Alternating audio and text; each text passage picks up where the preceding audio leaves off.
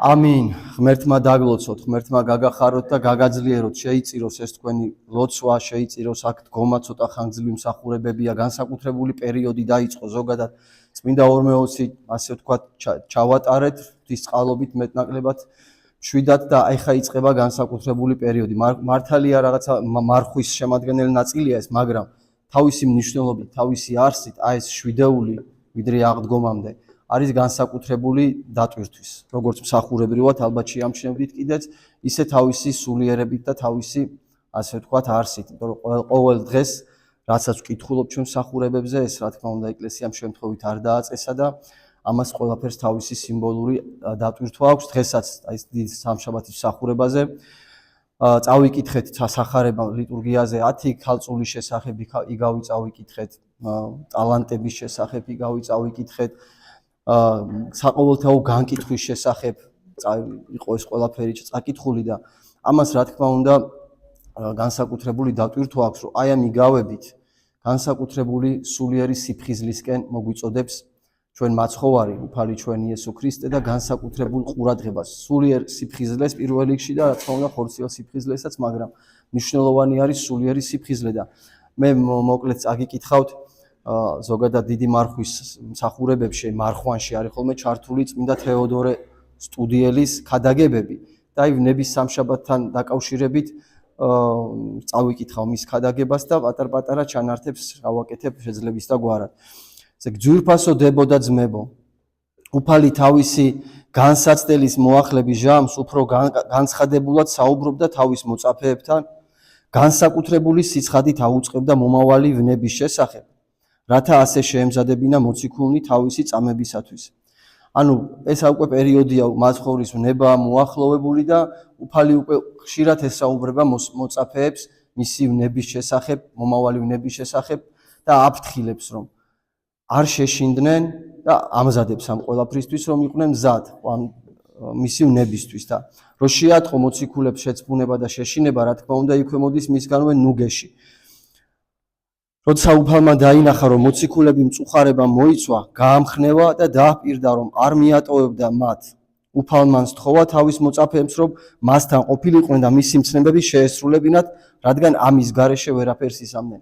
აი ეს ასე ვთქვათ, მომავალი საშინელი ამბები, რაც უნდა მომხდარიყო, მოციქულები, როგორც აღვნიშნე, ცოტა შეცვლიდნენ და მაცხოვრის ნუგეში. მაცხოვარი ეუბნება ამზადებს, გარდა იმისა, რომ თვითონ უნდა ევნოს, გარკვეულწილად ამზადებს იმისათვისაც მოციქულებს, რომ შემდეგ ისინიც მის გამო, ასე ვთქვათ, დევნას განიცდიან და ეუბნება, რომ თუ მე მდევნეს, თქვენს გდევნიან, თუ მე მომიძულა სოფელმა, თქვენც მოგიძულებთ სოფელი, იმიტომ რომ არ არსებობს მონა უფროს თავის ბატონისა. შესაბამისად, ამით ამზადებს და რო არ დაძაბულიყვნენ, კიდევ ერთხელ აღვნიშნოთ, მოციქულები ამხნევებს და ეუბნება, რომ ნუგეშინიათ, რამე თუ მე მიძლევი ეს სოფელსა და მე თქვენთანა ვარ, ვიდრე აღსასრულამდე სოფლისა. რა თქმა უნდა, ამ ყველაფრით ჩვენც უნდა ვისწავლოთ, რომ მას განსაცდელი მოვიდეს, მაგრამ აი ეს სიტყვები, რომ ნუგეშინია, მე მიძლევი ეს სოფელსა და მე თქვენთანა ვარ, ვიდრე აღსასრულამდე სოფლის, ეს ყოველთვის უნდა გვახსოვდეს და არასოდეს ღვთის იმედი არ უნდა დავკარგოთ და მისი მცნებებით უნდა ვიცხოვროთ პირველ რიგში, რომ მასთან ერთად ვიყოთ ყოველთვის.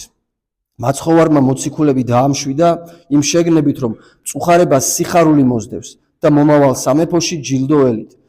მოწაფეებს აინტერესებდათ, როგორი იქნებოდა უფლის მეორედ მოსვლა. ანუ ესაუბრა დღეს იგავის წაიკითხა მამაომ თხებზე და თიკნებზე, ანუ მეორედ მოსვლა, როგორ მოხდება საყოველთაო განკითხვა და მოწაფეებს რა თქმა უნდა ეს ყველაფერი აინტერესებთ, მაგრამ ნახეთ მაცხოვრის პასუხი რა არის? მაცხოვრის პასუხი, რომ ის რომ უფალი დიდებით მოვა ცოცხლებსა და მკვდრების გასასამართლება და ყველას, ვისაც წამს მისი თავის სამეუფოს მიამთხვევს, ხოლო ურწმუნოებს განდგომილებსა და მოუნანებლად გარდაცვლილებს მარადიული ტანჯისთვის გაასამართლებს. მოციქულების კითხვაზე თუ ოდეს იყოს ესე, მაცხოვარი პასუხობს, რომ დღისა მისთვის და ჟამისა არავინ იცის, არცა ანგელოსთაც ისათა, გარნა მამამან მხოლომან. ანუ ეს დღე, რა თქმა უნდა, მოციქულებს აინტერესებდა, მაგრამ აი წმინდა წერილი საიდუმლოდ ფარავს ამ დღეს და რატო? წმინდა ღრმად ინახავს საიდუმლოს მისი მეორედ მოსვლის ზუსტროს არ გვაცნობებს, რათა ყოველთვის სიწმინდესა და უმანკოებაში შევინახოთ თავი და ნებისმიერ დროს ვიყოთ უფალთან შესახვედრად. ანუ ეს იმიტოა დაფარული ჩვენგანაც, მათ შორის მოციქულებს ეუბნება, მაგრამ ამ ყველას ჩვენ გვეუბნება, რომ არავინ იცის, ოდეს დღე იგი მოვიდეს, როდესაც უფალი დაბრუნდება თავისი დიდებით განსჯა ცხოველთა და მკვდართა.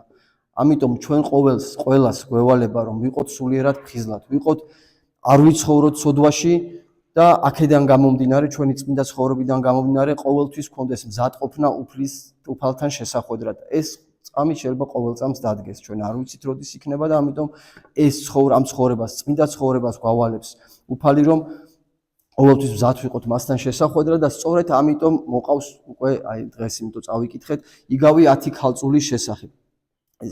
იგავის ტექსტი რა თქმა უნდა ყველა მიცით.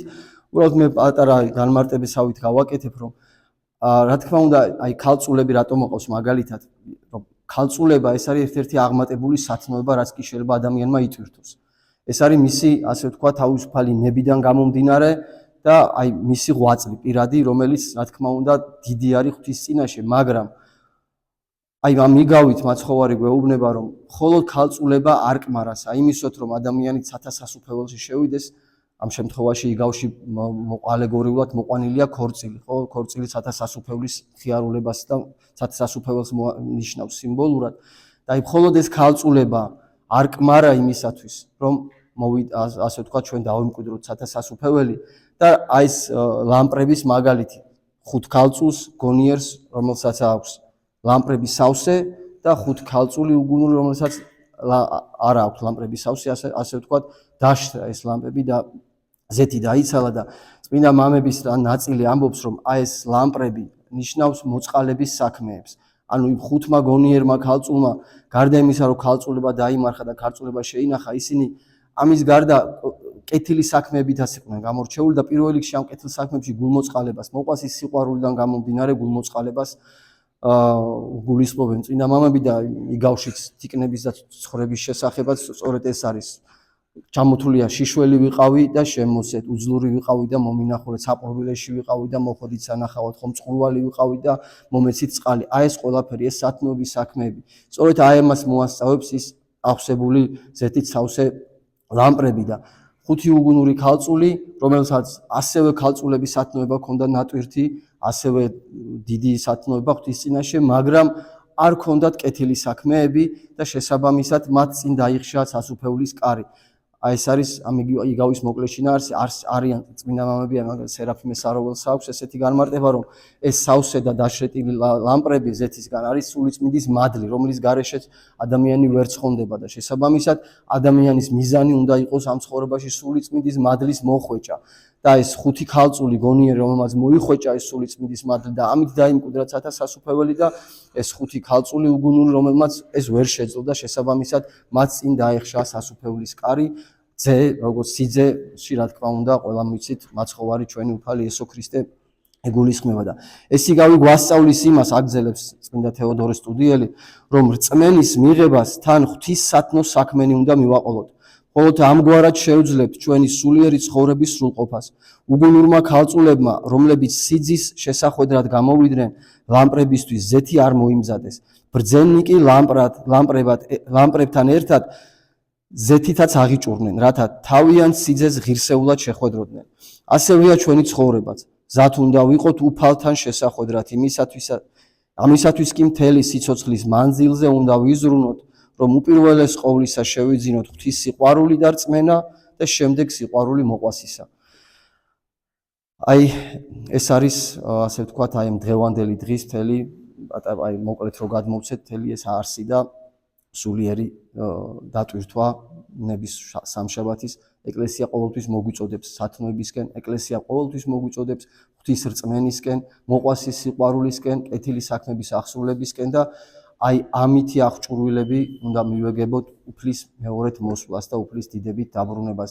თუნდაც აი ეს იგავიც, რომელიც ასევე ჩართული იყო დღევანდელ ტალანტების შესახებ, ეს არის ნიჭები ჩვენი მოცემული, ყველას რაღაცა ნიჭი გვაქვს ღვთისგან მოცემული და აი ყველა ზოგს 10 მიეცა, ზოგს 5, ზოგს 2 თავისი დატევნის შესაბამისად და ჩვენ ვალდებულები ვართ იმისთვის, რომ ეს ნიჭები, ეს ტალანტები გავამრავოთ.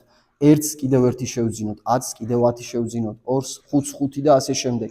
არ უნდა დავფლათ ეს ჩვენში და არ უნდა ასე ვთქვათ, არ უნდა განუვითარდეთ და რეალიზება უნდა გავუკეთოს ამ ღვთისგან ბოძებულ ნიჭებს და ტალანტებს და ეს პირველ რიგში რა თქმა უნდა კეთილ საქმეებში გამოიხატება და მოყვასის სიყვარულში გამოიხატება და ღვთის სიყვარულში უპირველეს ყოვლისა და აი რაც ყველაზე მეტად უშლის ხელს ამ ყველაფერში ადამიანს ეს არის ამ სოფლის საზრუნავები და ესე ამთავრებს წმინდა თეოდორე სტუდიელი რომ ამ სოფლის საზრუნავი ბინდავს ყველაზე არსებით საზრუნავს და ჩვენი ცხოვრების მიზანს სულის ქრისტეს შუქით განათებას მის ცხოვრებასა და მარადიული სასუფევლისათვის მომზადებას უნდა ვიფხიზლოთ რათა ზეციურ სასუფეველში ბრძენ ქალწულებთან ერთად შევიდეთ და უფლის მარადიული წყალობა მივიღოთ. ღმერთმა გაგაძლიეროთ, ღმერთმა დაგლოცოთ, დიდხანს აღარ გაგაჩერებთ, დაღლილები ხართ, ღმერთი შეგეწიოთ და ძალა მოგცეთ, რომ ეს დღეები განსაკუთრებული, ასე ვთქვათ, ყურადღება გადავიტანოთ აი მოვლენებზე, რაც ვითარდებოდა 2000 წლის წინ იერუსალიმში, რაც ხდებოდა ჩვენი ცხონებისთვის, ჩვენ საცხოს მაცხოვარმა ხომ თვითონ თავისი ნებით ვიყირთა ეს ყველაფერი, ეს ნებაც, ჯვარცმაც და ღირსეულად შევეღებოთ მაცხოვრის ბრწყინვალე აღდგომას, რომელსაც ჩვენი ყოველი დიდება უკუნითი უკუნისამდე. ამინ. ღმერთმა დაგლოცოთ და გაგახაროთ.